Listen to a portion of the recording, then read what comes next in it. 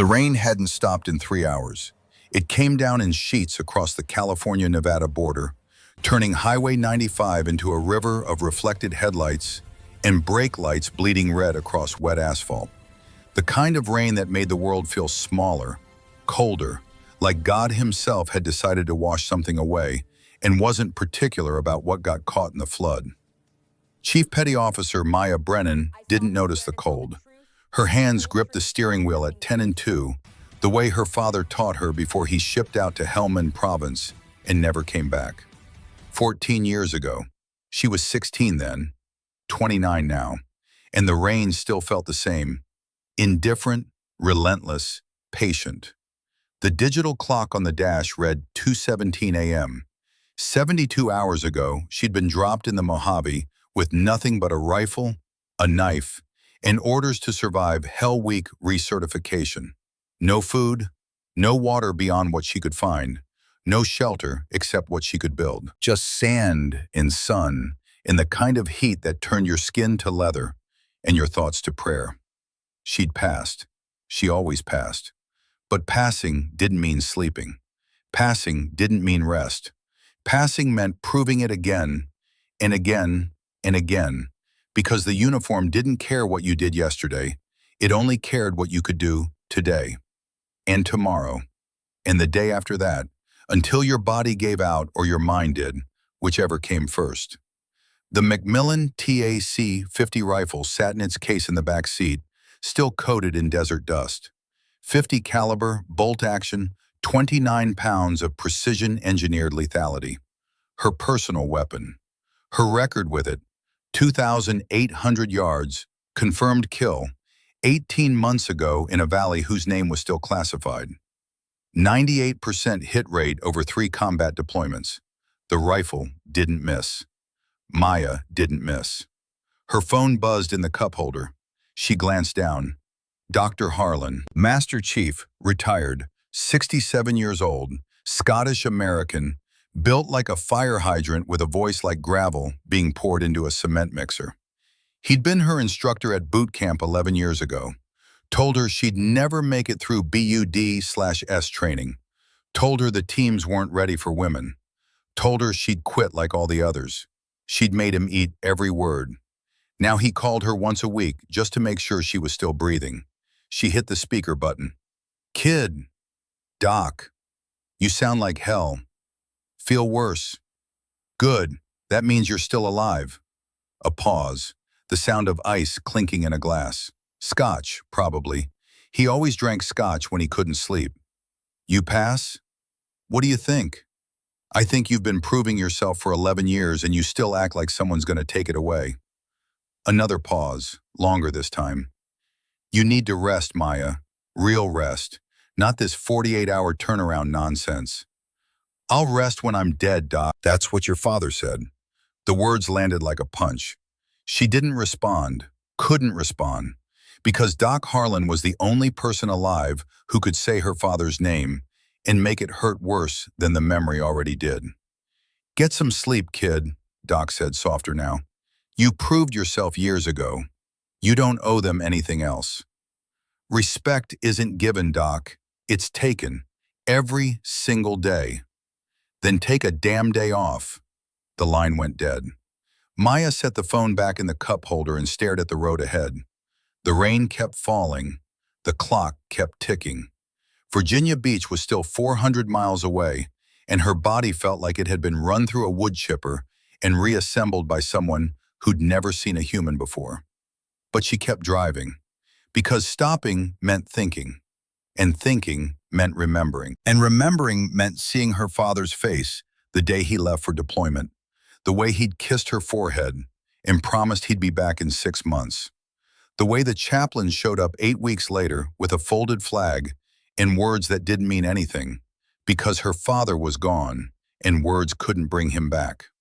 She joined the Navy 3 weeks after the funeral, 18 years old, angry, heartbroken, determined to prove that his sacrifice meant something, that she could carry the weight he'd left behind, that Brennan was a name worth remembering.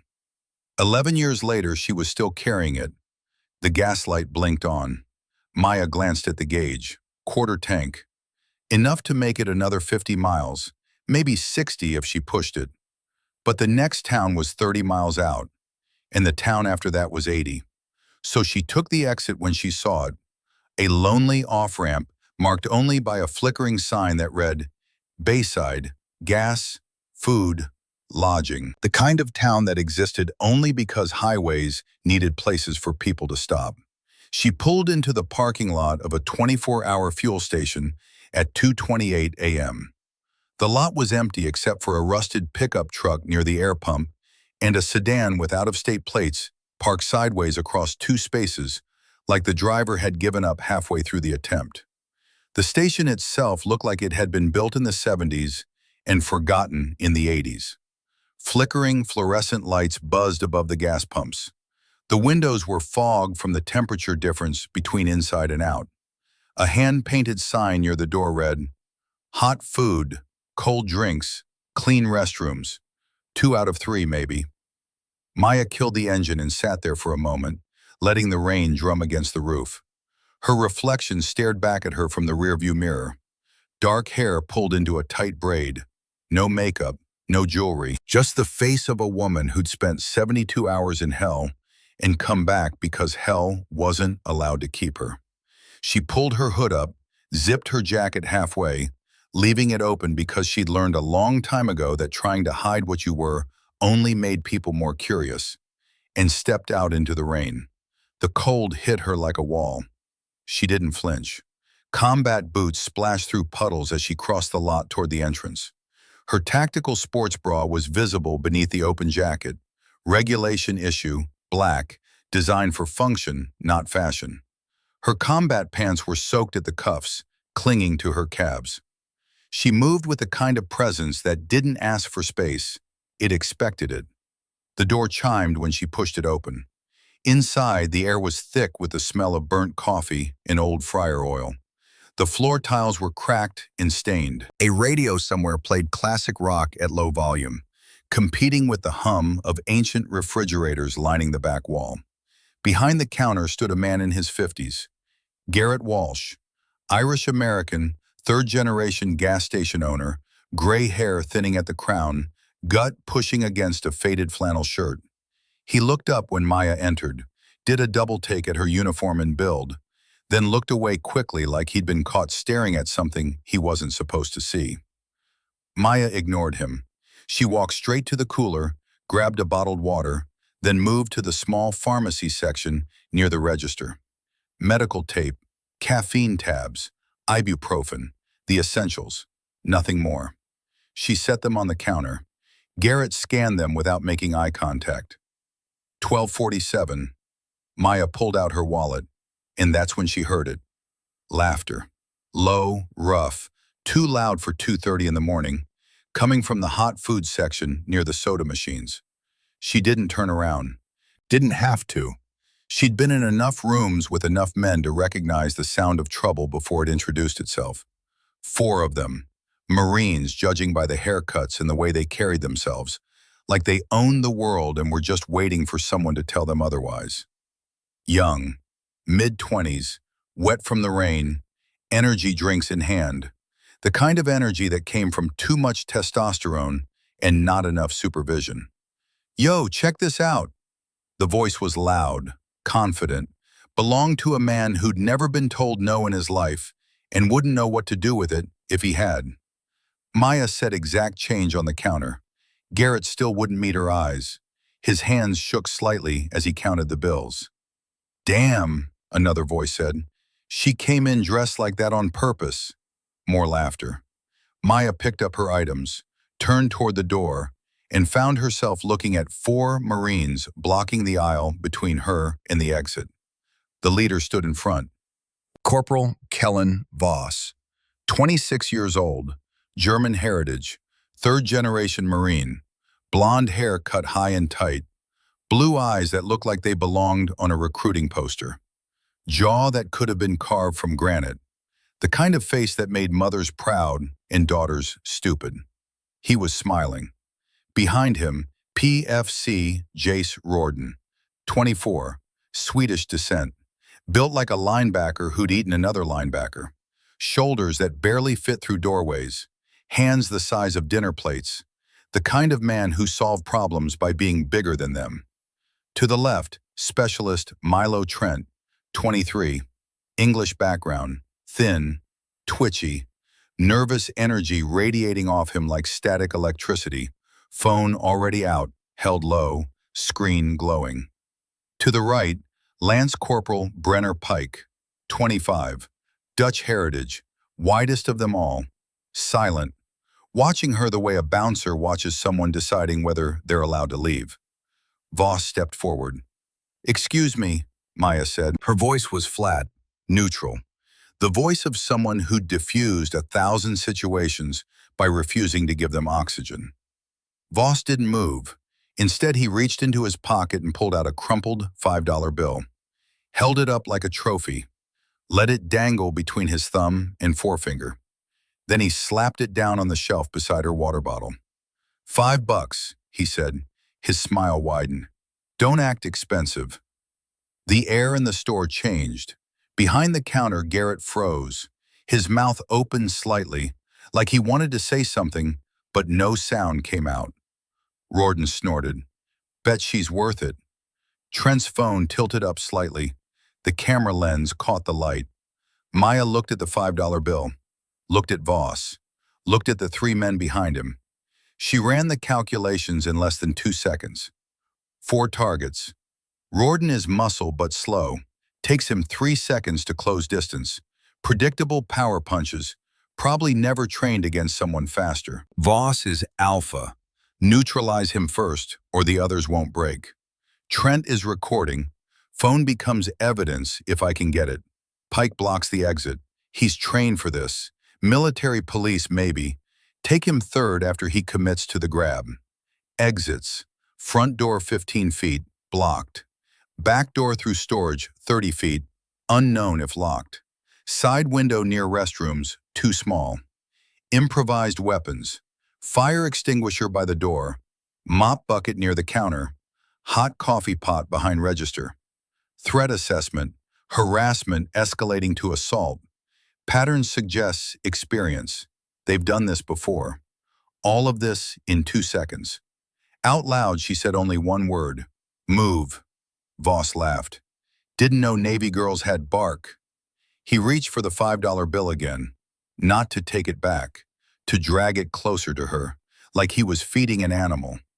Behind them, Rorden made a loud, wet kissing sound. Trent chuckled. His phone stayed up. Pike shifted his weight, blocking the door more completely. Maya didn't react, didn't blink, didn't give them anything that looked like fear or anger or the satisfaction of knowing they'd gotten under her skin. She pulled her wallet from her back pocket, slid exact change across the counter toward Garrett, who still hadn't moved, hadn't breathed, hadn't done anything except stand there like a man watching a car crash in slow motion. She picked up her items and walked straight toward the door. Voss moved to block her. She stopped 6 inches from him, close enough to smell the energy drink on his breath and the cheap cologne he'd probably put on before they left base. Last chance, she said quietly. Voss's smile didn't waver. You're cute when you're tough. Behind him, Rorden flexed his hands. Trent's camera light flashed once. Pike's shadow fell across the exit like a closing gate. Maya looked past Voss to the door, then back to his face. And in that moment, in the split second before everything changed, she saw it in his eyes. He wasn't going to move. None of them were. This wasn't a game to them. This wasn't trash talk or posturing or Marines being Marines. This was something else, something practiced, something they'd done before and gotten away with and planned to do again. She could see it in the way they'd positioned themselves, in the way Trent held his phone, in the way Pike had his back to the door and his eyes on her car outside. This was a trap, and she'd walked right into it. So Maya did the only thing that made sense. She walked past Voss like he didn't exist, shouldered through the door, and stepped back out into the rain. The door chimed behind her, and 4 sets of boots followed. The rain was heavier now. It hammered against the pavement, turning the parking lot into a field of shallow puddles that reflected the sick yellow glow of the overhead lights. Everything beyond the station, the highway, the desert, the mountains in the distance, had been swallowed by darkness and water. Maya walked toward her car, not fast, not slow, just steady, each step measured, each breath controlled. Behind her, the voices started up again. "Hey!" She didn't turn around. "Hey, Chief! Navy Chief!" Voss's voice, closer now, too close. Maya kept walking. Her car was 40 feet away, black sedan, federal plates, gear bag in the back seat, keys in her pocket. 35 feet. She heard them spreading out, not running, not rushing, just forming a shape around her. A loose semicircle that tightened with every step. 30 feet. Voss moved to her left, matching her pace. Rorden drifted to her right, close enough that his shoulder almost brushed her sleeve. Pike stayed a few feet behind, silent, wide, steady, like a door closing. Trent hung back just far enough to keep filming without getting hit first. 25 feet. "Come on," Voss said. He was waving the $5 bill now, like it was a toy, like this was funny. "Don't act like you're above it." Maya stopped walking. Not abruptly, not dramatically, she just stopped. The reins slid off her open jacket and traced down the straps of her tactical bra. Her combat pants clung to her thighs, darkened by water. She looked like she'd stepped out of a training exercise, like she belonged to the job, not their imagination. Voss took her stillness as invitation. He stepped closer, grinning. "See, that's better. We can talk like adults." Maya's eyes lifted to his, calm, empty, not impressed. Rorden snorted from her right. "Bro, she's acting tough because she thinks we won't do anything." Trent laughed behind them, the sound sharp and ugly. "Say please, soldier girl." Voss's grin widened like he'd just been handed permission by the universe itself. He reached into his pocket and pulled out more bills. A 10, a 20. He fanned them out like a magic trick. "All right," he said, holding them inches from her face. 10, 20, 50. He tilted his head, eyes raking down her open jacket to the bra beneath it. "Don't be dramatic." Maya didn't look at the money. She looked at his hand. The way his thumb kept rubbing the edge of the bills. The way he held them like bait. Rorden stepped closer. Too close. His voice dropped, thick with lazy entitlement. "Cheap bitch." He said it loud enough for the overhead cameras to catch. Loud enough for Garrett Walsh inside to hear through the fogged glass. Maya's jaw flexed once. Not fear, not shame, just pressure building behind the calm. Voss noticed. He smiled wider, pointed at her chest like he was identifying a piece of gear. "That's not uniform," he said. "That's advertising." Trent made a choking sound that might have been laughter. His phone lifted higher. The screen light flashed, catching raindrops in the air like sparks. Pike shifted behind her, not touching, just closing the space. 15 feet from her car now. Maya's voice came out flat. "Move, now." Voss pretended to think about it, looked back at the others like he was consulting his little committee of idiots. Then he tossed the $5 bill down at her boots. It landed in a puddle, stuck to the wet concrete. He nodded at it like he dropped food for something beneath him. "Pick it up," he said. The words hung there, and then he added the rest. "With your mouth." For half a second, everything went quiet. No laughter, no voices, just the rain and the distant hum of highway traffic. Even Garrett inside the station froze mid-motion, staring out through the glass like he'd suddenly remembered he had a conscience. Maya looked down at the bill, then back up at Voss. Her eyes didn't flare, they sharpened. Voss's grin held for another second, but it wasn't as confident now. He could feel something shift in the air, the way the joke stopped being funny the moment it became a test of who would break first. Rorden leaned in again, whispering like he wanted it to feel personal. "You heard him." Trent laughed, too loud, too nervous. Bro, she's actually gonna do it. Maya didn't bend, didn't pick it up, didn't give them the satisfaction of reacting like a woman being humiliated. She just stood there in the rain, still as a blade. And Voss's smile disappeared like a mask slipping off. Because for the first time all night, he realized something. She wasn't deciding whether to obey. She was deciding how much damage she could do before anyone arrived to stop her. Maya turned, not toward the station, not back the way she came, toward her car. She walked straight through the semicircle they'd formed, like it didn't exist, like they were ghosts who'd forgotten they couldn't touch the living. Her boots moved steady, deliberate. Each step counted distance to her driver's door. The angle of the station behind her, how far the main road was if she had to break one of them across it.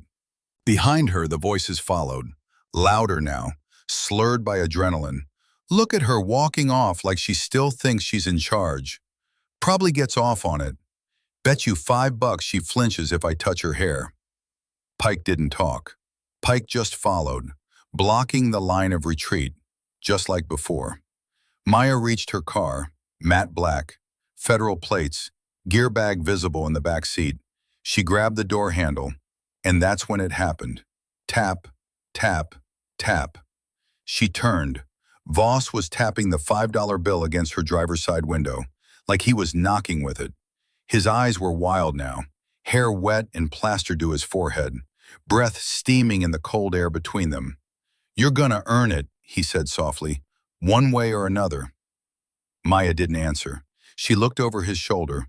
Rorden was 3 steps behind, fists flexing like he hadn't decided whether to play nice or grab. Trent had the phone out again, flashlight on this time, ready for the show. Pike had positioned himself between her and the station entrance like a closing gate. She turned her body slightly, just enough to clear her right foot, adjust her weight, see all 4 of them at once. She didn't raise her voice, didn't ask for help. She just scanned the terrain, the way she'd done in Fallujah, in Kunar, in Panama, wherever the walls were too close and the exits weren't guaranteed. Voss stepped closer. He wasn't holding the $5 bill like a joke anymore. He held it like a claim. You could have just said yes, he said. Maya exhaled once through her nose. That was her only answer. Voss's smile thinned. He leaned in, eyes flicking down her soaked jacket to the bra beneath. She didn't adjust it, didn't cross her arms, gave them nothing that felt like weakness. Then Rorden said it again, louder this time, like it meant something more now. We're not leaving empty-handed. Maya blinked once. Her fingers curled slightly at her sides. She wasn't scared. She was calculating. And then came the sound that told her exactly how far they'd go. Click. She glanced left. Pike's hand was still on her car door. He'd pushed it shut. Not slammed, just closed it firmly. So she couldn't get in, couldn't escape backward. That was the moment it stopped being a setup. It became a hunt. They weren't circling anymore. They were committing. Maya looked at the door, then the car, then each of their faces. No one else in the lot, no one around to hear what came next. And Voss leaned down and whispered like he thought he was in control. You should have picked up the bill. Her voice was almost too quiet to hear, but it was there, cold, measured, absolute. I gave you one chance. Voss cocked his head. What? And then he reached for her. Voss's hand moved fast, faster than a threat, slower than a trained fighter. It came forward like he'd done this before. Not just grabbing, claiming. He caught her wrist, tight, deliberate, like he expected her to try to run, like he wanted her to know she wasn't going anywhere. Don't be stupid, he said, breath hot against her cheek. We're being nice. Behind him, Rorden shifted, cracking his knuckles like warm-up. Trent raised his phone higher. Light on, lens aimed. Pike's bulk stayed near the car's rear bumper, blocking the path with practiced ease. Maya didn't flinch, didn't struggle, didn't yank free. She just looked at Voss's hand, then back up at his face, and then he made it worse. He pulled something from his jacket, That same damp, crumpled $5 bill. He pressed it flat with his palm, slammed it against her chest, right over the middle of her tactical bra, pushed it into the band like it belonged there. "There," he said, shoving it deeper. "Now you're paid." Trent laughed, the sound sharp and breaking. "Bet it doesn't even cover the tip." Rawdon leaned in close. "Make her work for it." Pike snorted like a bull behind her. Maya's jaw flexed. Just once. That was all. Not a cry, not a scream, not a plea. Just one small, cold shift in her breathing. Her eyes lifted to Voss's, steady, steeled, like they weren't even in the same universe anymore. He didn't notice. He was too busy acting like he'd won, too busy smirking, too busy assuming she was like every other woman who got outnumbered in a dark lot at 2:30 in the morning and had to choose between compliance and violence. "Take your hands off me," she said. Quiet. Final. Voss raised an eyebrow. "Or what?" From the side, Rawdon grabbed her other wrist, harder. No pretense now. "Make me." His fingers dug into her forearm, pushing her backward toward the car's frame. Metal kissed spine. Rain pooled in the seams of her shirt. Trent moved closer, camera up, laughing like it was all still a performance. Pike stepped in until her back was against the vehicle, her arms trapped, her boots boxed. Voss leaned in again, inches from her face. "Cheap bitch." The words rolled out like a challenge, a crowning insult. And then it came, the belt sound.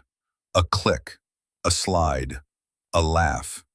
One of them, not Voss, undid a buckle, the wet slap of leather pulling free from loops. Not pointed at her yet, but held, threatened, promised. And that was when everything broke. Maya stopped breathing, not from panic, from choice. The kind of breath you hold right before detonation. Her eyes didn't widen, they narrowed, and every trained nerve in her body screamed the same silent order. Engage. The stillness shattered. Maya's right arm twisted hard, bone rotation against Rawdon's grip. She used his own strength, his 240 pounds of muscle expecting resistance, to throw him off balance. Her elbow snapped up and into the side of his jaw. A wet crack. Mandibular angle. Temporomandibular joint. The hinge where the jawbone met the skull. She felt it dislocate under the point of her ulna. Rawdon's eyes went wide. His grip released. He dropped. Voss blinked. But before he could process what had just happened, Maya's boot came up. A precise strike to his inner thigh. 4 inches above the knee, medial side, femoral nerve cluster. The impact sent a lightning bolt of paralysis down his leg. His knee buckled. He gasped, tried to recover. Maya didn't give him time. She twisted again, used her own trapped arm as a pivot point, drove her knee up and into his chest. Solar plexus, the nerve cluster beneath the sternum where the diaphragm attached. Voss flew backward, hit the pavement with a thud and a grunt. The $5 bill fluttered out of his hand like a white flag. 2 down. Pike lunged from behind. Big mistake. Maya ducked, low, fast, caught his arm as it came forward, used his momentum, 315 pounds moving at full speed, to redirect him. Shoulder first into the side mirror. Glass exploded.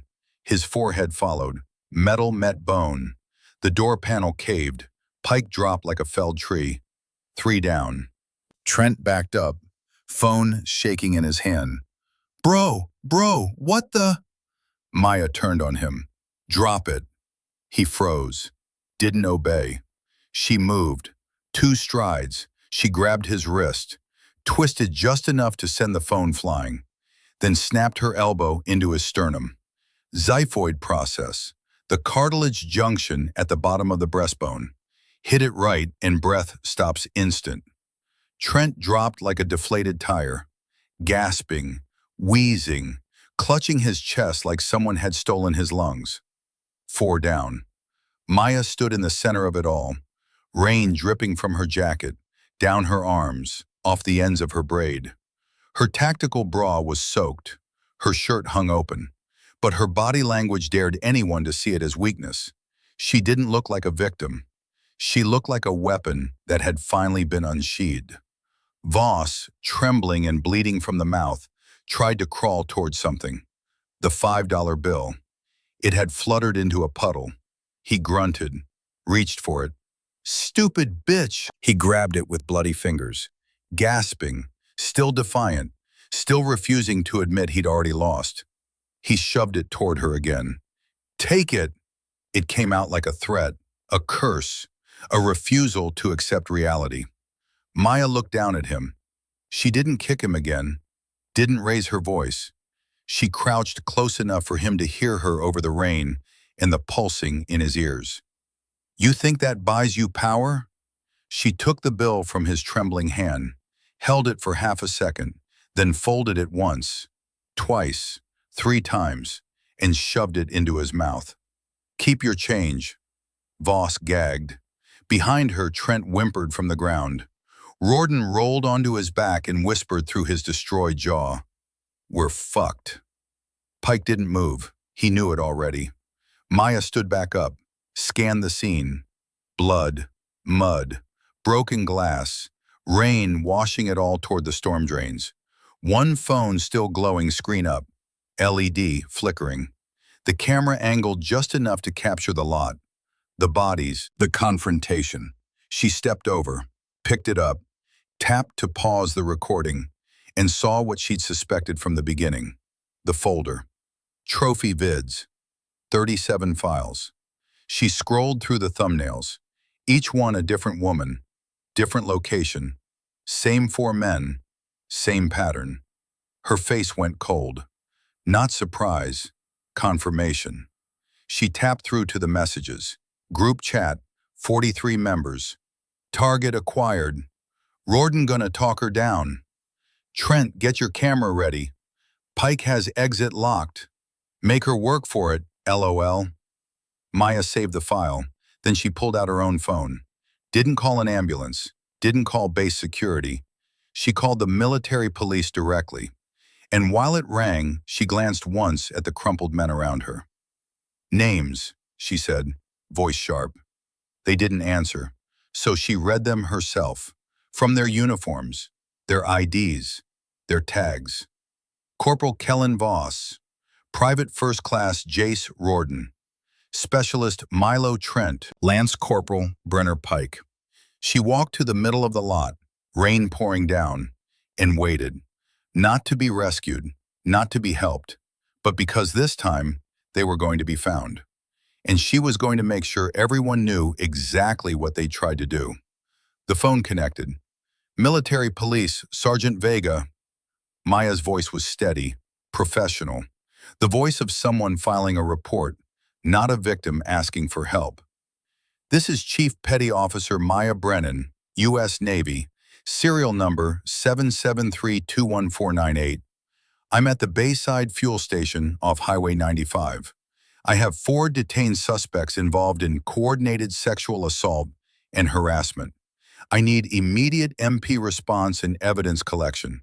Suspects are Corporal Kellen Voss, Private First Class Jace Rawdon, Specialist Milo Trent, and Lance Corporal Brenner Pike. I have video evidence, witness testimony, and physical evidence.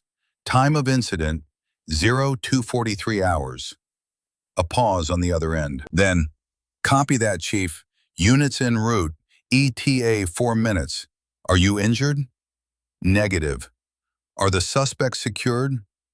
Maya looked down at the 4 men, still on the ground, still breathing, barely. "Affirmative. Stay on the line, Chief." "Roger." She lowered the phone but didn't hang up, just stood there in the rain, waiting for the blue lights, waiting for the reckoning to begin.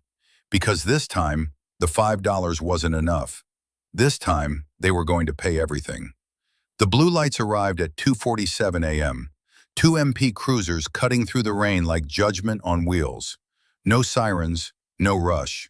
Just the slow, methodical approach of authority that already knew what it was going to find. They pulled into the lot with their high beams on, illuminating the scene like a stage. Four men on the ground in various states of consciousness.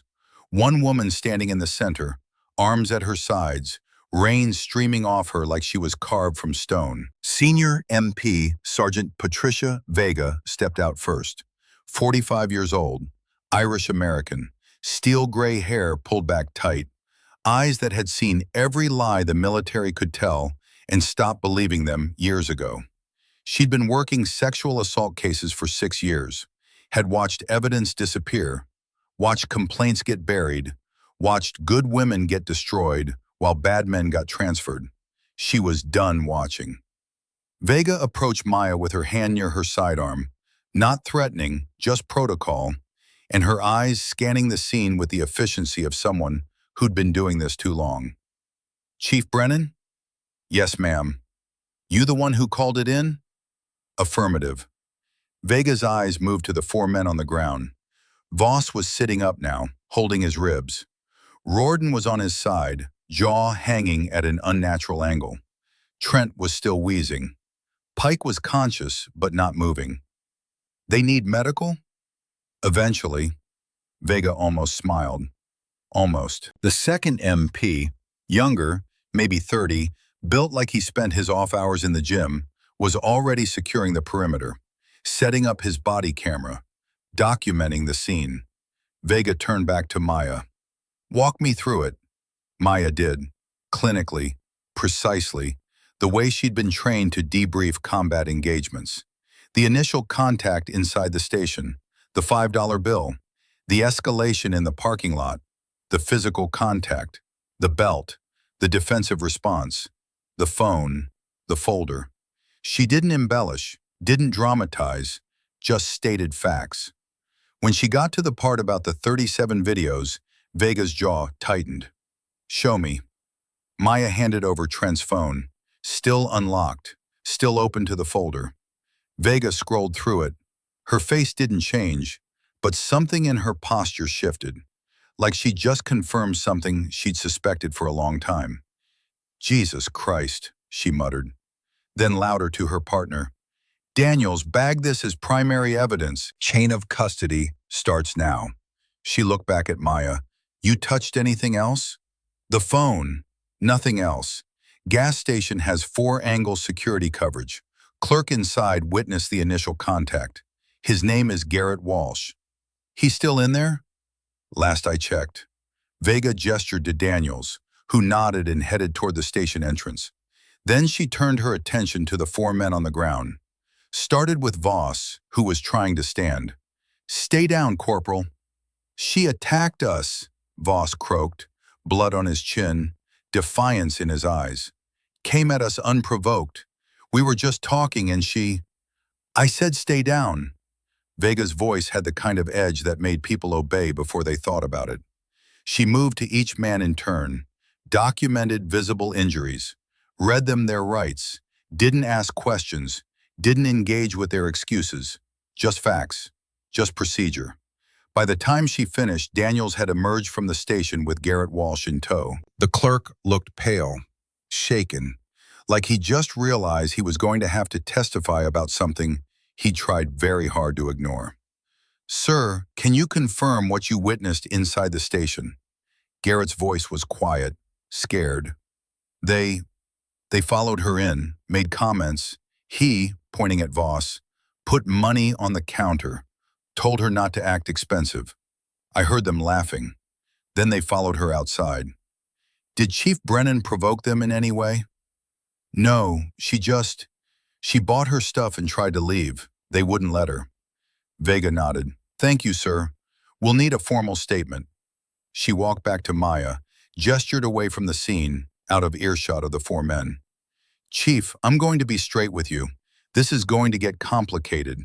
These four," she jerked her thumb over her shoulder, "they're going to lawyer up. They're going to claim mutual combat. They're going to say you overreacted." "I know. But here's what they don't know." Vega pulled out her own phone, opened a file, showed it to Maya.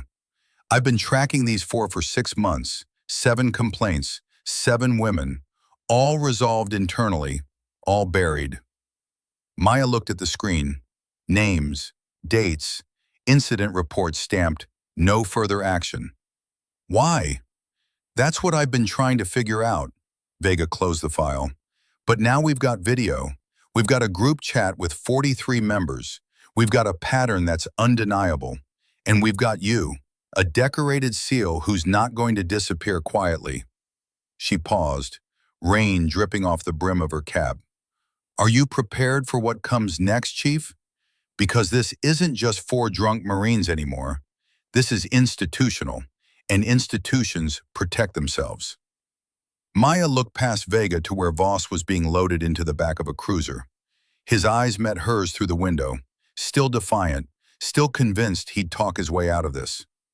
I've been at war for 11 years, Sergeant, Maya said quietly. This is just a different battlefield. Vega studied her for a moment, then nodded. All right then, let's burn it down. 6 hours later, Maya was in a windowless room at the MP station, going through evidence frame by frame. She hadn't slept, hadn't eaten, just coffee and adrenaline, and the cold, methodical work of building a case that couldn't be ignored. Trent's phone had been a goldmine. The 37 videos weren't just recordings, they were trophies. Each one cataloged, dated, tagged with location and target identification. 7 different women, 7 different incidents, same pattern every time. Approach, offer money, escalate, document. But it was the group chat that told the real story. 43 members, all military, spanning 3 bases across 2 states, messages going back 18 months. $5 club initiated, new target acquired at Bayside Station. Rorden on point for approach, Trent filming, Pike securing exit. She's perfect. Alone, late, tired, easy close. There were dozens more. Hundreds. A coordinated operation masquerading as boys being boys. And the financial records were worse. A shared crypto wallet. Payments labeled trophy fees and content distribution. $47,000 exchanged over 18 months. They hadn't just been assaulting women, they'd been selling the videos. Maya sat back in her chair, rubbed her eyes. The fluorescent lights overhead buzzed like angry insects. A knock at the door. Chief? Vega stepped in. She looked as tired as Maya felt. We've got something, or rather, someone. She opened the door wider. A young woman stood in the hallway, 19, maybe 20, brown hair pulled into a regulation bun, eyes red from crying, wearing a Marine Corps uniform that looked 2 sizes too big. Private Emma Castellano. Chief Brennan, Vega said quietly. Private Castellano says she knows you, or rather she knows what you did last night, and she has something to tell us. Maya stood. Come in, Private. Emma stepped into the room like she was walking into an ambush, hands clasped in front of her, shoulders hunched. The posture of someone who'd learned to make herself smaller. I'm number 3, she said, her voice barely above a whisper. In the folder, the 3rd video. Maya gestured to a chair. Emma sat. Vega closed the door and leaned against it. Tell me what happened, Maya said. Emma's story came out in fits and starts. 3 weeks ago, same gas station, same 4 men. She'd stopped for gas on her way back to base after visiting family. It was late. She was alone. They'd approached her outside, made jokes, offered her $5 for fun. She'd laughed it off, told them to leave her alone. Started to get in her car. They'd followed her. Not to the gas station, back to base. Waited until she parked. Followed her into the barracks building. Cornered her in the laundry room. Rorden had held her. Trent had filmed. Voss had watched. Pike had blocked the door. I reported it, Emma said, tears streaming down her face now. I went straight to my CO, told him everything. He said he'd handle it. 2 days later, I got called into Lieutenant Colonel Stokes' office. He told me the investigation showed it was a misunderstanding, that maybe I'd given them the wrong impression, that boys will be boys and I should let it go. She pulled out a folded piece of paper, slid it across the table to Maya. An incident report, stamped in red ink. Resolved, no further action required. Signed by Lieutenant Colonel Richard Stokes, base commander. Maya looked at the signature, looked at Emma, looked at Vega. How many others? She asked quietly. Emma's voice cracked. I don't know, but I'm pregnant, and I don't know if I'm keeping it. And when I heard what you did last night, how you fought back, I thought maybe someone would finally listen. She looked up at Maya with eyes that held so much hope and fear, it was physically painful to witness. Will they? Will anyone listen this time? Maya reached across the table, put her hand over Emma's. Yes, she said. I promise you, yes. Vega pushed off the door. Private Castellano, I need you to make a formal statement. Everything. Names, dates, locations. Can you do that? Emma nodded, still crying, but something in her posture had shifted. She sat up straighter, made herself bigger instead of smaller. Yes, ma'am. After Emma left with Daniels to give her statement, Vega and Maya sat in silence for a long moment. Finally, Vega spoke. Stokes buried it. Looks that way. He buried all of them. Vega pulled out her tablet, showed Maya the pattern. 7 complaints, 7 different women, all routed to Stokes, all stamped no further action. Why? Vega pulled up another file, a campaign website, Richard Stokes for Virginia State Senate. His platform, protecting our troops, preserving military honor, a leader you can trust. He's running for office, has been for 2 years. Campaign funded by military families and defense contractors, including, she tapped the donor list, Major General Frank Krause, retired, Kellen Voss's father. Maya leaned forward. How much? 50,000, plus fundraising events, plus endorsements. Vega closed the tablet. This isn't just cover-up, Chief. This is dynasty protection. Stokes needs the Krause family. The Krause family needs their son's career intact. Everyone wins. Except the women. Except the women. Maya stood, paced to the window. Outside, dawn was breaking. Gray light filtering through clouds that hadn't stopped dumping rain. What about the MP in the group chat? She asked. The one who's been burying evidence? We're working on that. NCIS is involved now. Federal jurisdiction. They'll identify him. How long? A day, maybe 2. Maya turned back. I want in on that interview. Vega shook her head. That's not protocol, Chief. You're a witness, not an investigator. I'm the target they failed to silence. That makes me more than a witness. It also makes you compromised. Then I'll watch from behind the glass. Maya's voice hardened. Those men tried to buy me for $5, Sergeant. They tried to turn me into content for their trophy collection. I'm not walking away until I see every single one of them answer for it. Vega studied her for a long moment. Then she pulled out her phone, made a call. Rivera? It's Vega. Yeah, I know it's early. Listen, I've got Chief Brennan here, the SEAL from last night. She wants in on the investigation. Yes, I know, but hear me out. She listened for a minute, then looked at Maya. He wants to talk to you. She handed over the phone. Chief Brennan, a voice said, deep, authoritative. Special Agent Marcus Rivera, NCIS. I understand you want to be part of this investigation. Yes, sir. That's irregular. So is a 43-member sex trafficking ring operating on federal military property for 18 months without intervention. A pause. Then Rivera laughed. Short, sharp, humorless. Fair point. All right, Chief. You want in? You're in. But you follow my protocols. You don't go rogue.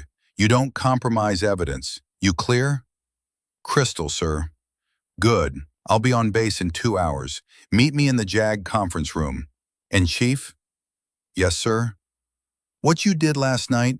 That took balls. Let's make sure it wasn't for nothing. The line went dead. Maya handed the phone back to Vega, who was looking at her with something that might have been respect. You just made an enemy of the entire command structure, you know that? Good, Maya said. I've been making enemies my whole career. At least these ones deserve it.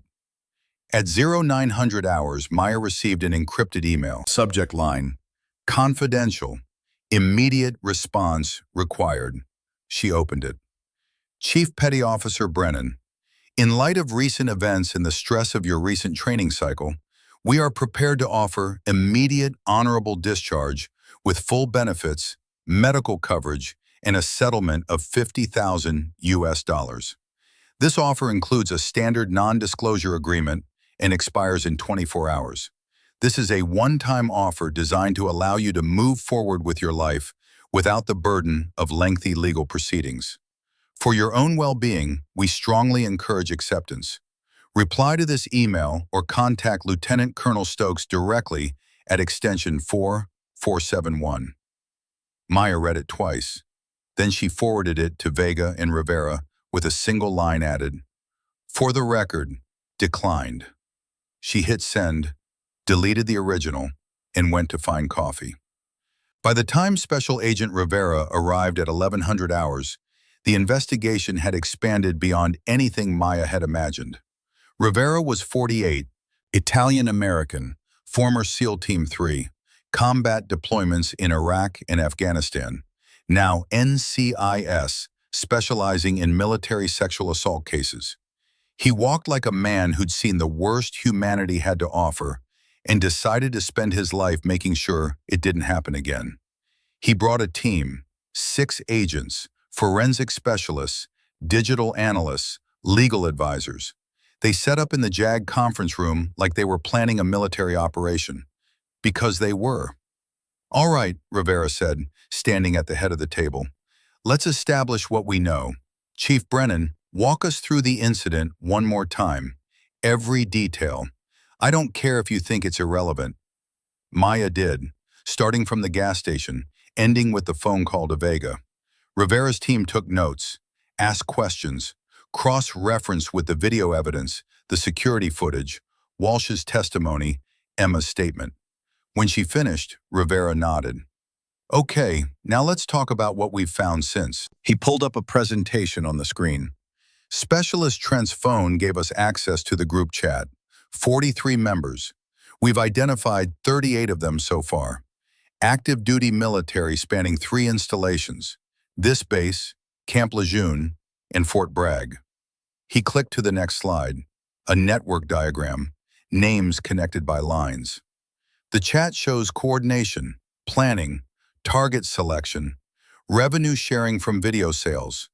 This isn't opportunistic assault. This is organized crime. Another click, financial records. Crypto wallet transactions show $47,000 exchanged over 18 months. Payments labeled trophy fees, distribution cuts, and membership dues. They were running this like a business. Another click, a list of names. We've identified 7 direct victims with video evidence. Emma Castellano, plus 6 others. All filed complaints. All complaints routed through Lieutenant Colonel Stokes. All stamped, no further action. Rivera looked directly at Maya. "And then we found this." He clicked again. A personnel file. MP Corporal Derek Sutherland. 3 years of service, good reviews, clean record. He's member number 17 in the chat, and he's assigned to this base's evidence locker. Every time a complaint came in, he made sure it disappeared. Videos deleted, statements lost, physical evidence misplaced. The room went silent. "So Stokes wasn't just covering it up," Maya said quietly. "He had help. He had a system." Rivera closed the presentation. "This goes higher and deeper than 4 drunk Marines with a camera. This is institutional rot, and we're going to cut it out." He looked around the table at his team. "NCIS has federal jurisdiction. We're proceeding with courts-martial for all 4 primary suspects: Voss, Rorden, Trent, Pike.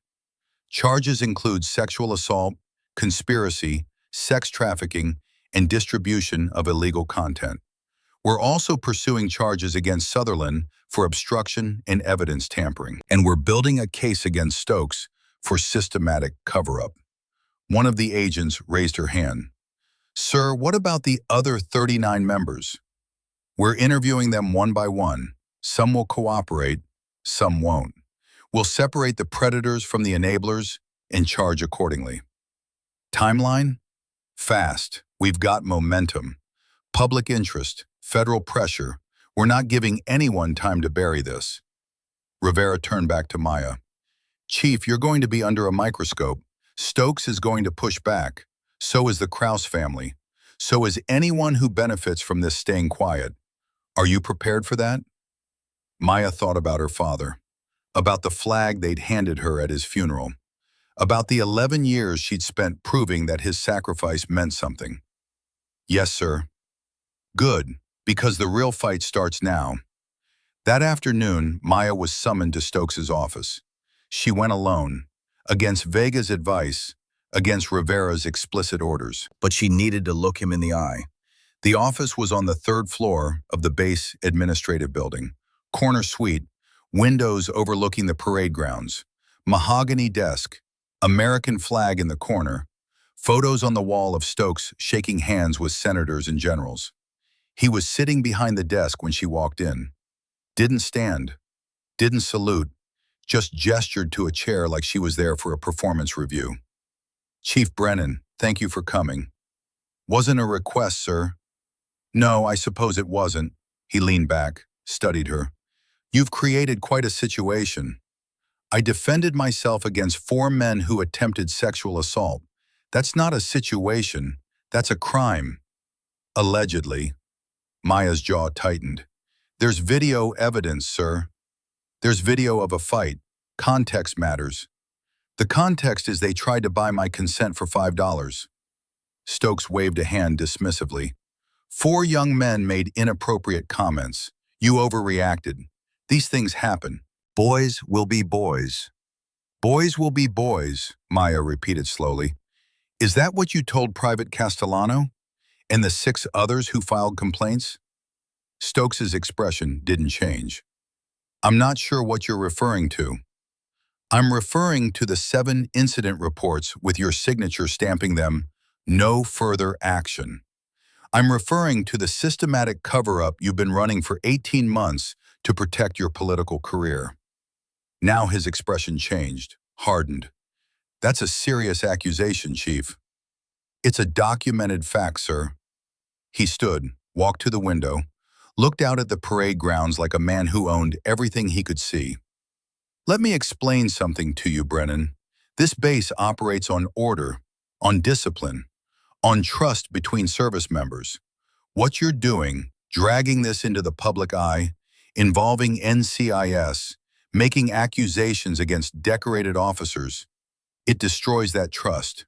It damages morale. It makes us all look bad. What damages morale, sir, is knowing that if you're assaulted on this base, your commander will bury it to protect his Senate campaign. Stokes turned back to her. His voice dropped, colder now, more dangerous. I'm going to give you one chance, Chief. One chance to make this go away quietly. Take the honorable discharge. Take the settlement. Sign the NDA. Walk away with your dignity and your career intact. Because if you don't, he paused, let the silence stretch. If you proceed with this circus, I will make sure everyone knows exactly what kind of person you are. The troublemaker who couldn't hack it. The attention seeker who destroyed good men's lives over a misunderstanding. The woman who put her ego above her duty. He stepped closer. Your career will be over. Not just in the military, everywhere. No one will hire you. No one will trust you. You'll spend the rest of your life as a footnote, the SEAL who couldn't handle the job. Maya stood, met his eyes, didn't blink. I didn't survive Hell Week to become someone who looks away when it's convenient, sir. My father died in Helmand Province believing this uniform meant something, that it stood for honor, for protecting people who can't protect themselves. I'm not going to dishonor his memory by letting you turn that into a lie. She pulled out a folded paper from her pocket, her formal incident statement, signed and dated, placed it on his desk. "You're not writing this out of history, Colonel. You're not protecting them because their daddies donated to your campaign. They tried to purchase my consent. They tried to turn me into merchandise for their trophy collection. That's not a misunderstanding. That's predation. And I'm going to make sure everyone knows it." She turned toward the door. Stokes' voice followed her. "You're making a mistake, Chief." Maya stopped, didn't turn around. "No, sir. You made the mistake 18 months ago when you decided protecting your career was more important than protecting your Marines. I'm just making sure you pay for it." She walked out. The door closed behind her with a soft click. And in that moment, Maya Brennan declared war on the entire system that had tried to break her. A system that was about to learn what happened when you underestimated a woman who'd spent 11 years refusing to quit. The courts-martial began 6 weeks later. Naval Station Norfolk, Judge Advocate General Courtroom, federal jurisdiction, 3 military judges presiding. No jury, this was military justice, where peers in uniform decided the fate of those who'd betrayed the code.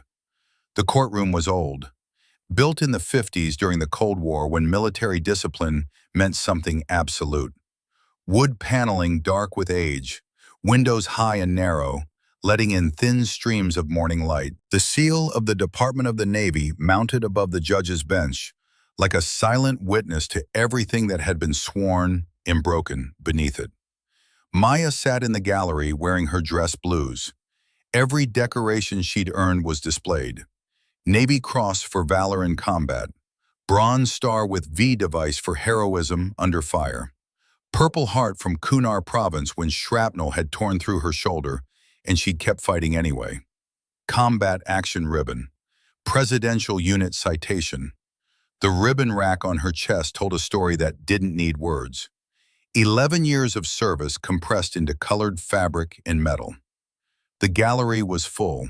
Media in the back rows, cameras prohibited but notebooks open.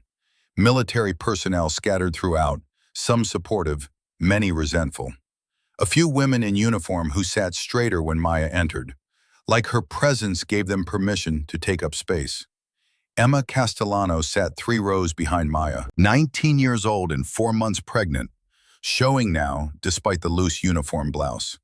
Her hands rested on her stomach, protective, defiant. 6 other women sat nearby, the other victims identified from Trent's videos, ages ranging from 20 to 32. Different ranks, different backgrounds, same story. They'd all filed complaints. They'd all been silenced. Until now. The bailiff's voice cut through the murmur. "All rise. The United States versus Corporal Kellen Voss, Private First Class Jace Rorden, Specialist Milo Trent, and Lance Corporal Brenner Pike. This tribunal is now in session. Presiding judges, Captain Helena Marks, Commander James Okoye, Commander Sarah Whitmore." Everyone stood. The 3 judges entered, all career military, all with combat deployments, all with decades of experience separating truth from lies. Captain Marks sat in the center, 60 years old, gray hair severe against her dark skin, eyes that had seen men try to excuse the inexcusable for 30 years and had stopped accepting apologies somewhere around year 5. They sat, everyone else followed. The 4 defendants sat at separate tables, each with their own defense counsel. Military lawyers appointed by the system, doing their duty even when their clients didn't deserve it. Voss looked diminished. The swagger was gone. 6 weeks in pre-trial confinement had hollowed him out. His dress blues hung loose on a frame that had lost 20 pounds. But his eyes still held defiance, still believed he'd walk out of this. Rorden looked scared. His jaw had been wired shut for 4 weeks. Even now, he couldn't fully close his mouth. The temporomandibular joint had been shattered beyond complete repair. He'd never speak clearly again. Every meal for the rest of his life would be a reminder of the night he grabbed the wrong woman. Trent looked broken. The nervous energy was gone, replaced by something that looked like shock. Like he'd finally realized that filming crimes didn't make them entertainment, it made them evidence. Pike looked resigned. The quiet one had stayed quiet, hadn't tried to make excuses, just sat there waiting for the hammer to fall. The prosecution stood. Lieutenant Commander Rachel Torres, 38 years old, JAG officer who'd built her career on cases no one else wanted to touch. She'd prosecuted sexual assault cases for 8 years, won most of them, lost some because the system protected its own. She wasn't losing this one. "May it please the tribunal," she began. Her voice carried to every corner of the room. "The United States will prove beyond reasonable doubt that these 4 men engaged in coordinated, premeditated sexual assault and sex trafficking. We will present video evidence filmed by the defendants themselves. We will present digital communications proving conspiracy. We will present financial records showing profit motive. And we will present testimony from the victims whose lives they attempted to destroy." She paused, let the weight settle. This is not a case of boys being boys. This is organized crime dressed in uniform. And the evidence will show that these men betrayed every oath they swore. The defense attorneys took their turns, arguing mutual combat, arguing misunderstanding, arguing that their clients were good men who'd made mistakes. But their words sounded hollow in a room filled with evidence. Torres began her case methodically. First, the security footage from the gas station, 4 angles, time-stamped, showing everything from the moment Maya entered to the moment she walked out with 4 men following. The tribunal watched in silence. You could see Voss slap the $5 bill down, could see Maya try to leave, could see them follow her into the parking lot, could see the circle tighten, could see Pike push her car door shut, could see the exact moment everything escalated from harassment to assault. Then came transphone. Torres had edited the footage carefully, redacted the most graphic parts to protect the victim's privacy, but she showed enough. The folder labeled Trophy Vids, the 37 files, the dates spanning 18 months, the pattern of approach, escalation, documentation, 7 different women, 7 different locations, same 4 men every time. The tribunal's faces hardened with each clip. Torres pulled up the group chat next, projected it on the screen for everyone to see. 43 members, thousands of messages, the planning, the coordination, the celebration when they succeeded, the mockery when victims reported. Target acquired at Bayside Station. Rorden on point for approach. Trent filming everything. Pike securing exit. She's perfect, alone, late, tired, easy close. Make her work for it, LOL. The words hung in the air like accusations. Then Torres showed the financial records, the crypto wallet, the transactions. $47,000 exchanged over 18 months. Payments labeled in ways that made their intent clear. Trophy fees, distribution cuts, membership dues. They hadn't just been assaulting women, they'd been monetizing it. By the time Torres finished the evidence presentation, 2 hours had passed, and the courtroom felt smaller, like the walls had closed in around the truth, and there was no room left for lies. The prosecution calls Garrett Walsh. The gas station clerk took the stand. He looked older than his 54 years, worn down by guilt and fear. But he was here, finally telling the truth. Torres walked him through what he'd witnessed, the comments inside the station, the money on the counter, the way the 4 men had followed Maya outside. "Mr. Walsh, have you seen this pattern before?" His voice cracked. "Yes." "How many times?" 7, that I know of. Probably more when I wasn't working." "Did you report it?" He looked down, ashamed. "No." "Why not?" "Because my son, he got dishonorably discharged 3 years ago for something less than this. They destroyed him. I was afraid. Afraid they'd do the same to me. Afraid I'd lose my business. I'm not proud of it, but I was afraid." "Are you afraid now?" Walsh looked up, looked directly at the four defendants. Not anymore. The defense tried to shake his testimony, tried to suggest he was mistaken, that lighting was bad, that he couldn't have seen clearly, but the security footage backed up every word. The prosecution calls Private Emma Castellano. Emma stood, walked to the stand with her hands on her stomach, 4 months pregnant and showing. The uniform tried to hide it, but everyone knew. She was sworn in, sat down, looked terrified. Torres approached gently. Private Castellano, can you tell the tribunal what happened 3 weeks before the incident involving Chief Brennan? Emma's voice was barely audible. The judge asked her to speak up. She took a breath, started again. I stopped at the Bayside gas station on my way back to base. It was late, around 1 in the morning. I was getting gas when 4 men approached me, she pointed. Those 4 men. What did they do? They offered me $5, said I looked like I could use it. I thought they were joking. I laughed it off, told them to leave me alone, got in my car. Did they leave you alone? No. Emma's voice strengthened, anger cutting through fear. They followed me, back to base, waited until I parked, followed me into the barracks building, cornered me in the laundry room. What happened in the laundry room, Private? Emma's hands tightened on her stomach. He held me down, she pointed at Rorden. He filmed it, pointing at Trent. He watched, pointing at Voss.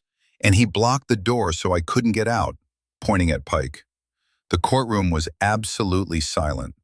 I reported it the next day. My commanding officer said he'd handle it. 2 days later, I was called into Lieutenant Colonel Stokes's office. He told me the investigation showed it was a misunderstanding, that maybe I'd given them the wrong impression, that boys will be boys and I should let it go. Torres held up a document. Is this the report you filed? Yes.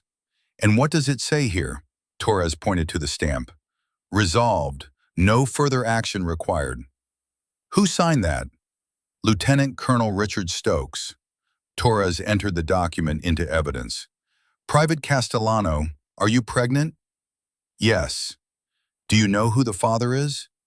Emma's voice dropped to a whisper. No, it could be any of them.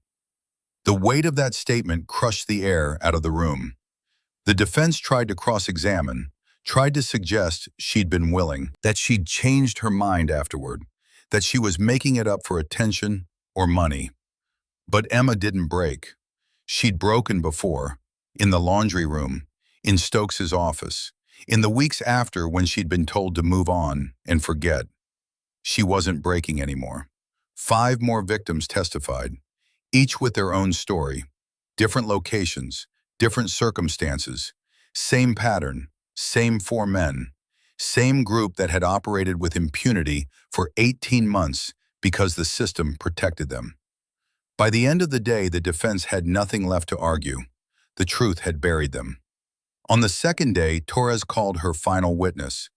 The prosecution calls Chief Petty Officer Maya Brennan. Maya stood, walked to the stand with the bearing of a woman who'd testified in combat debriefings a dozen times. Sworn in, sat down, met the tribunal's eyes without flinching. Torres walked her through the incident methodically, the training cycle she'd just completed, the stop at the gas station, the initial contact, the $5 bill, the parking lot, the escalation. Maya described it clinically, precisely, using military terminology and tactical assessment. When Corporal Voss grabbed my wrist, I evaluated the threat level. 4 hostiles in tactical formation, exit compromised, verbal de-escalation ineffective, physical response authorized under self-defense doctrine. She walked the tribunal through each strike, the anatomy she'd targeted, the force she'd applied, the training that had made it possible. Private First Class Rorden grabbed my left wrist. I executed a bone rotation technique, using his grip strength against him, struck the mandibular angle with my elbow, felt the temporomandibular joint dislocate, target neutralized. Corporal Voss attempted to maintain position. I delivered a precision strike to the femoral nerve cluster, 4 inches above the knee, medial aspect. Temporary lower limb paralysis. Follow-up strike to the solar plexus. Target neutralized. Lance Corporal Pike lunged from behind. I redirected his momentum into the vehicle's side mirror. His mass, approximately 315 pounds, combined with forward velocity, generated approximately 3,780 pounds of impact force. Target neutralized. Specialist Trent attempted to flee. I closed distance and delivered a strike to the xiphoid process. Diaphragm disruption. Breathing compromised. Target neutralized. She said it like she was describing a training exercise, because to her, that's what it had been. A threat assessment, a response, a successful defensive engagement. Torres held up an evidence bag. Inside, a crumpled, blood-stained $5 bill. Chief Brennan, do you recognize this? Yes, ma'am. What is it? That's the $5 bill Corporal Voss attempted to force on me as payment for sexual services. What does it represent to you? Maya looked at the bill, looked at the 4 defendants, looked at Emma and the other victims sitting in the gallery. It represents the price they believed they could assign to my body, my consent, and my humanity. $5. That's what 11 years of service, 3 combat deployments, a Navy Cross, and my father's sacrifice in Helmand Province were worth to Corporal Voss and his crew. The courtroom was silent. Torres let the moment breathe. Chief Brennan, do you have anything else you'd like to say? Maya's eyes moved to the tribunal. Yes, ma'am. I'd like the record to show that I didn't fight back because I was afraid. I fought back because I refused to become another file stamped, "No further action." I fought back because 7 other women couldn't, because my father taught me that honor means protecting people who can't protect themselves. And because this uniform is supposed to mean something more than protecting predators who happen to have the right last names. She paused. They didn't fail because I'm stronger. They failed because I refused to be silent. And I hope every woman watching this understands that silence is exactly what these men count on. They count on us being afraid, being ashamed, being told we're overreacting or asking for it, or that boys will be boys. Her voice hardened. But boys will be held accountable, and $5 will never be enough to buy anyone's dignity. Torres nodded. Thank you, Chief. No further questions. The defense attorney for Voss stood, young, maybe 30, doing his job even though he knew it was hopeless. Chief Brennan, isn't it true that you were dressed in a manner that could be considered provocative? Maya's eyes locked onto him. Counselor, if you find regulation combat training attire provocative, that says more about you than it does about me. The defense attorney sat down. No further questions. The tribunal deliberated for 4 hours. When they returned, Captain Marks read the verdicts.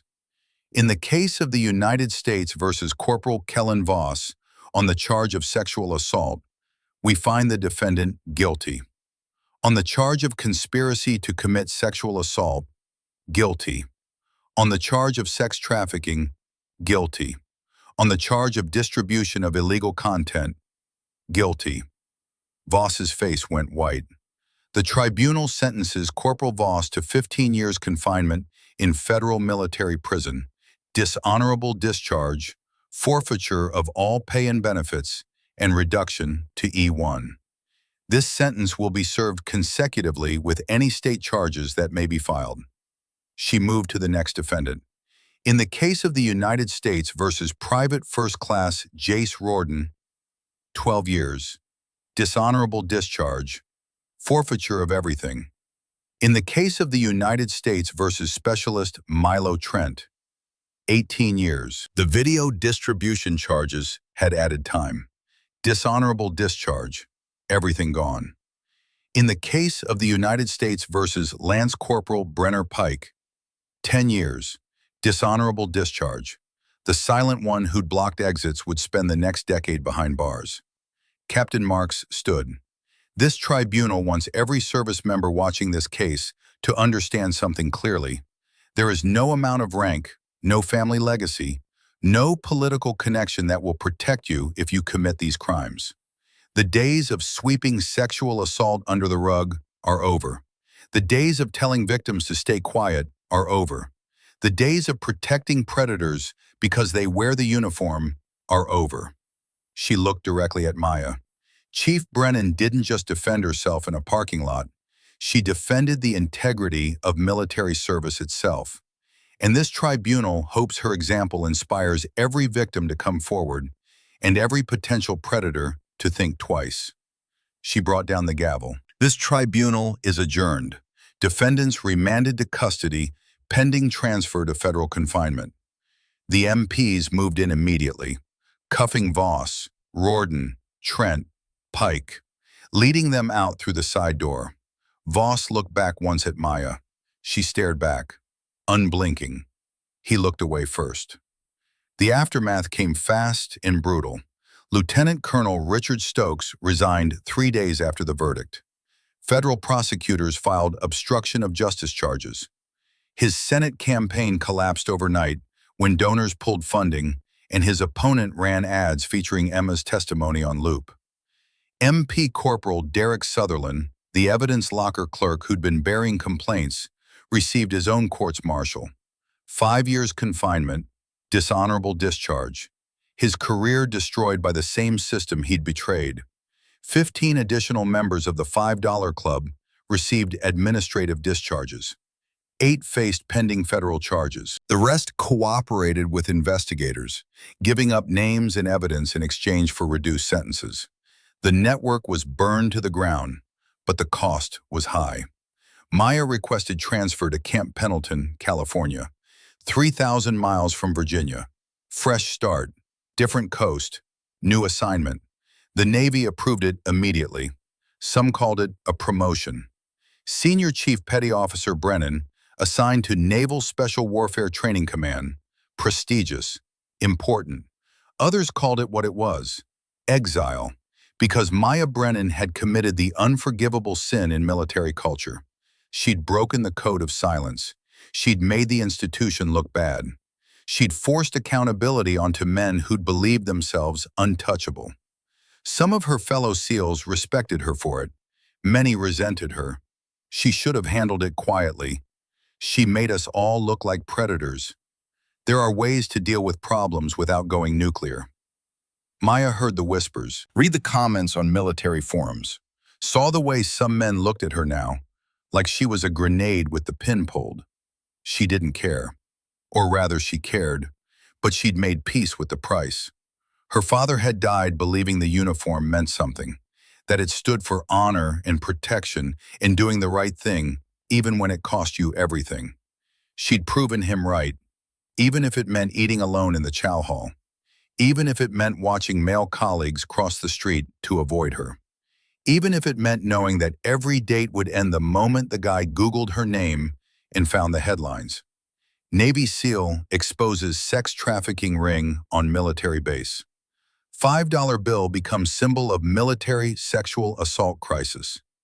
Chief Brennan's testimony sparks Pentagon-wide reform. She was famous now, infamous, depending on who you asked. But the Pentagon had acted. Secretary of Defense announced sweeping reforms 2 weeks after the verdict. The press conference was broadcast on every military base worldwide. Effective immediately, the Department of Defense is implementing the following measures. First, all sexual assault investigations will be handled by independent civilian oversight boards. Second, we are establishing an anonymous reporting system completely outside the chain of command.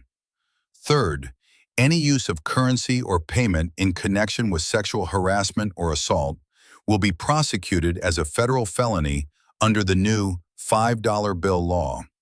Fourth, every military installation will have dedicated victim advocate positions staffed by trained professionals.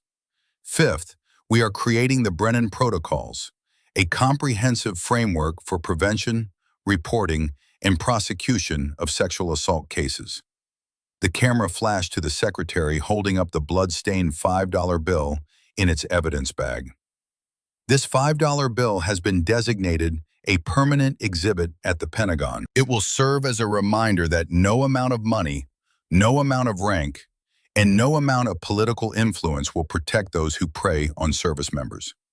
Chief Petty Officer Maya Brennan fought back when others couldn't, and this department will make sure her fight wasn't in vain. Maya watched the press conference from her new quarters at Camp Pendleton. She didn't feel triumphant. She felt tired, but also certain. She'd done the right thing. Her phone buzzed, a text from Doc Harlan. Saw the news. Your old man would be proud, kid. Hell, I'm proud. You finished what I couldn't start 30 years ago. Now get some rest. You earned it. Maya smiled. First time in weeks. Typed back. Can't rest yet, Doc. Still got work to do. 6 months passed. Maya settled into her new role at Camp Pendleton, training the next generation of special warfare operators, focusing on female candidates who were finally being allowed into combat roles. She was good at it, patient, demanding, fair. The women respected her, feared her a little, wanted to be her. The men respected her too, most of them. The ones who understood that competence had no gender. Emma gave birth to a daughter in April, healthy, 7 pounds, 3 ounces, brown eyes and dark hair. She named her Maya Claire Castellano. Emma sent a photo to Maya's phone with a message. She'll grow up knowing what real strength looks like. Thank you for showing me. Maya kept the photo on her phone, looked at it when the loneliness got too heavy. The other 6 victims moved on with their lives. Some stayed in the military, some got out. All of them testified at additional trials as the $5 Club investigation expanded. They'd formed a group chat, called themselves the Survivors Network, checked in on each other, shared resources, supported new victims who came forward. Maya wasn't in the chat, too high profile, too risky, but they sent her updates, thanked her, told her she'd saved their lives by refusing to stay silent. One night in August, Maya did something unexpected. She drove to the federal military prison in San Diego, where Kellen Voss was serving his sentence. She'd thought about it for months, tried to talk herself out of it, but she needed to understand something. Needed to look him in the eye and ask the question that had haunted her since that night in the rain. Why? Why did you think $5 could buy a human being? The prison approved her visit request. Voss had been a model prisoner, participated in therapy, led discussion groups, showed genuine remorse, or so his file said. Maya sat in the visitation room, institutional green walls, metal table bolted to the floor, guard stationed by the door. Voss was brought in wearing orange prison scrubs, shaved head, sunken eyes, 40 pounds lighter than the night she'd fought him. He sat down across from her, didn't speak, waiting for her to start. Maya studied him for a long moment. Why are you here? He finally asked. His voice was different, quieter, like the swagger had been surgically removed. I need to understand what made you think $5 could buy me. Voss looked down at his hands, cuffed to the table, scarred from prison fights or work details, or both. My father, he said quietly, Major General Frank Krause, decorated, respected, hero. The words came out bitter. He raised me to believe women in combat roles were political experiments, that real warriors were men, that females in military spaces were distractions at best, trophies at worst. He looked up, met her eyes. I never questioned it, not once. He was a general, a hero. Why would I question him? So I learned to see women the way he saw them, as less than, as objects, as things to be conquered or collected or discarded. His voice cracked. And then I got to my first duty station and found guys who thought the same way, who turned it into a game, who rewarded the behavior, who made me feel like I was finally living up to the legacy, finally being the man my father wanted. He paused. Do you know what the worst part is? Maya said nothing, waited. 2 years ago, my younger sister was assaulted at college. Greta, she was 20, went to a party, woke up in a stranger's room with no memory of how she got there. She tried to report it. Campus police told her she'd been drinking, so it was her fault. She dropped out, moved back home, hasn't been the same since. His hands clenched into fists. And when she told my father, you know what he said? He said, "What did you expect going to parties dressed like that? You have to be smarter." He blamed her, his own daughter. And I agreed with him. I told her to move on, to stop making it a big deal. Tears ran down his face now. I became the exact thing that destroyed my sister, and I didn't even see it. Not until I was sitting in that courtroom listening to the victims testify. And all I could see was Greta's face. All I could hear was my own voice telling her to stop making it a big deal. He looked at Maya with eyes full of something that might have been genuine remorse. I can't undo what I did. I can't give those women their lives back. I can't erase the videos or take back the money or make the trauma disappear. I'm going to spend the next 15 years in here. And even after that, I'll spend the rest of my life knowing I'm the villain in someone else's story. So why tell me this? Maya asked. Because you asked. And because, he swallowed hard, because I'm running a therapy group in here now. 12 guys, all convicted of sexual assault or domestic violence or child abuse. All raised by fathers who taught them that violence was power and women were property. We sit in a circle twice a week and talk about unlearning the poison. Does it work? I don't know, maybe. Probably not for all of them. But if I can stop even one person from becoming what I was, maybe that's something. Maybe that's the only redemption I'm ever going to get. Maya stood. You're right, she said. You can't undo it, but you can make sure the next generation doesn't learn what your father taught you. That's not redemption. That's accountability. There's a difference. She turned to leave. Chief Brennan? She looked back. Thank you. For what? For not killing me that night. You could have. You were trained to, had justification, but you stopped at incapacitation. You didn't cross the line. And because you didn't, I'm still here, still able to try to do something with what's left of my life. Maya nodded once. That wasn't mercy, Voss. That was discipline. I stopped because that's what training is for. Knowing where the line is and choosing not to cross it. Don't mistake it for forgiveness. She walked out. The door closed behind her with a metallic clang, and Maya Brennan drove back to Camp Pendleton with something that felt like closure beginning to form in her chest.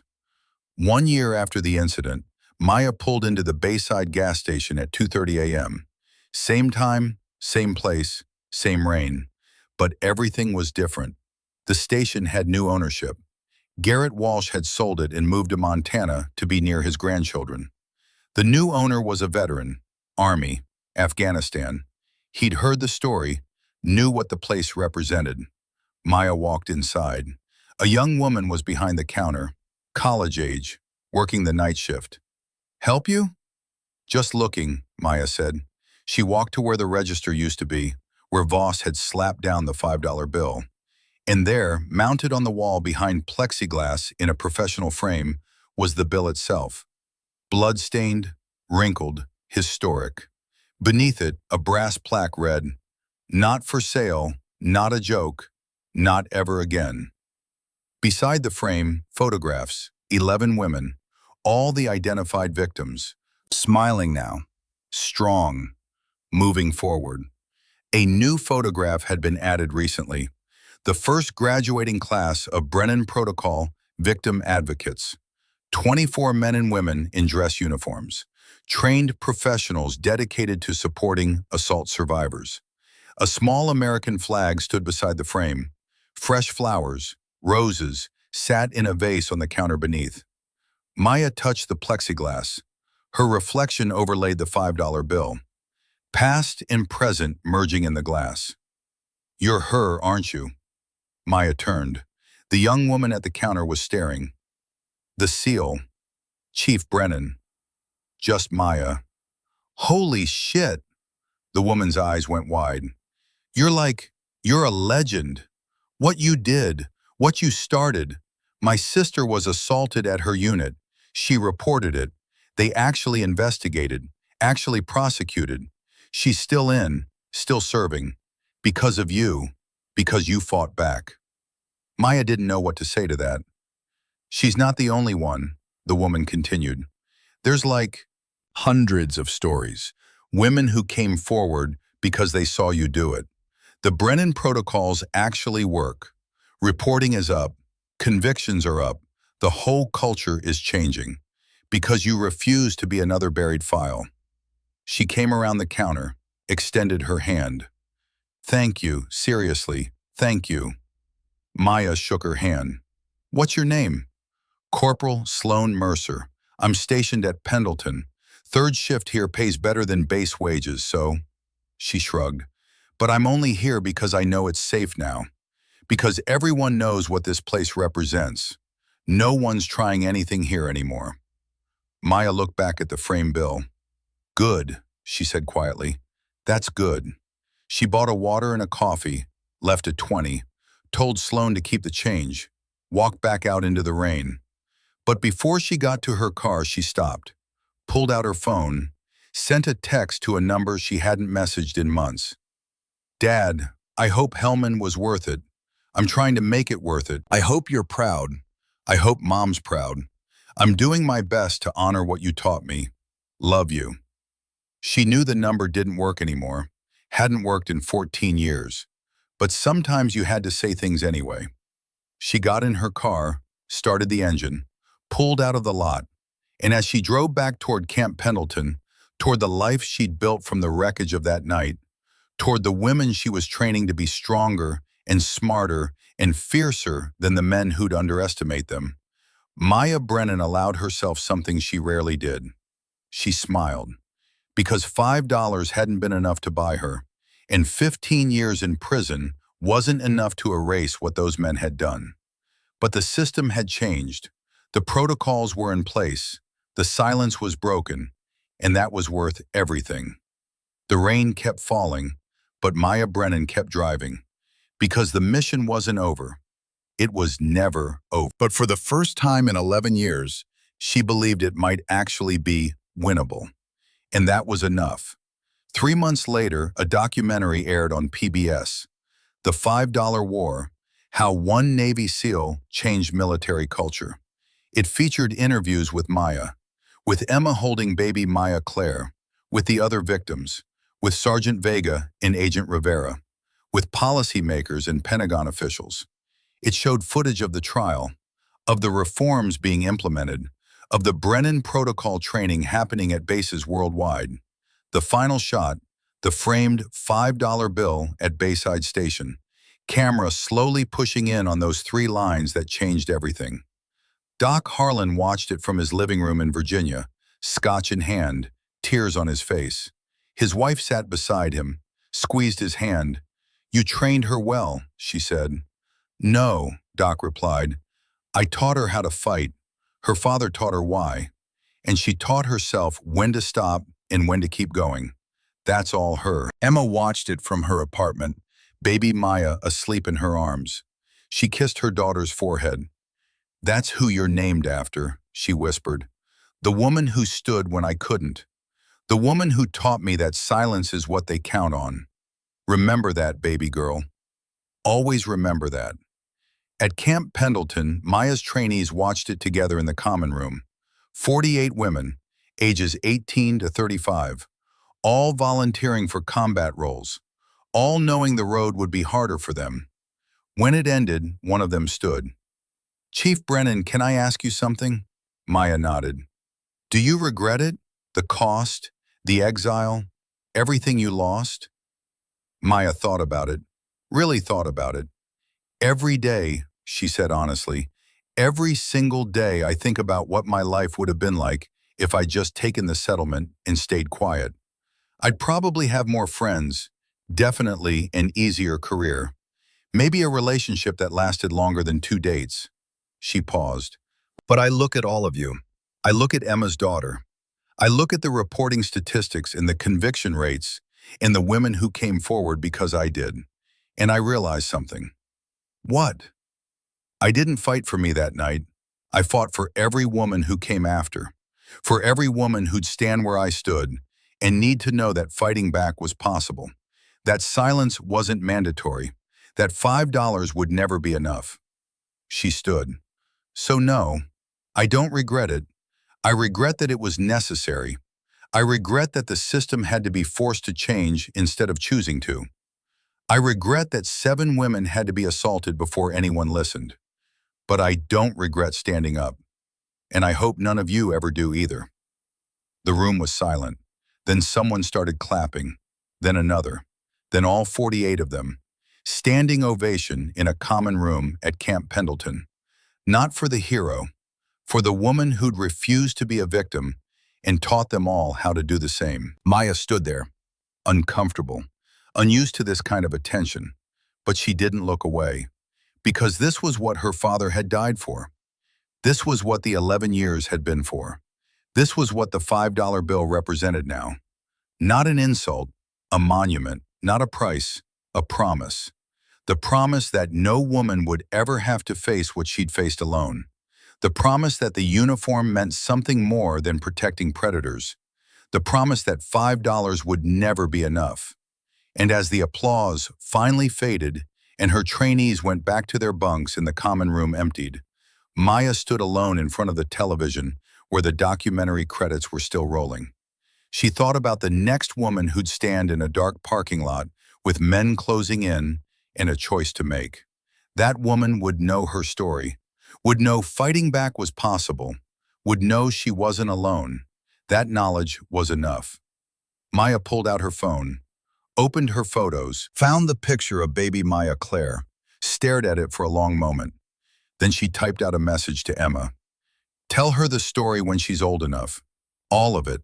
The good parts and the hard parts. Tell her that standing up costs something, but silence costs more. Tell her that $5 isn't enough. It's never enough. Tell her she's named after someone who refused to be silent, and make sure she knows that's who she comes from. She hit send, put the phone away, and walked out into the California night, where the rain had finally stopped, and the stars were beginning to show through the clouds. And somewhere 3,000 miles away, a $5 bill hung on a wall behind plexiglass. Not for sale, not a joke, not ever again.